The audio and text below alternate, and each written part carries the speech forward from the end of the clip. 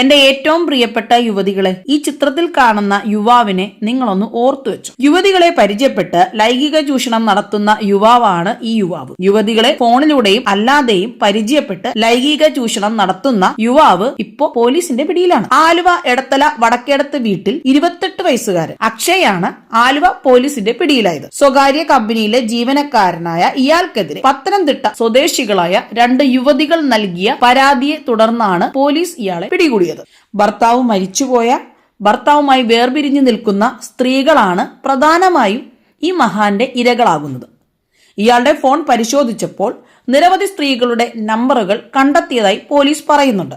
കൂടുതൽ സ്ത്രീകൾ ഇയാളുടെ ചൂഷണത്തിന് ഇരയായിട്ടുണ്ടോ എന്നുള്ള പരിശോധന നടന്നു വരികയാണ്.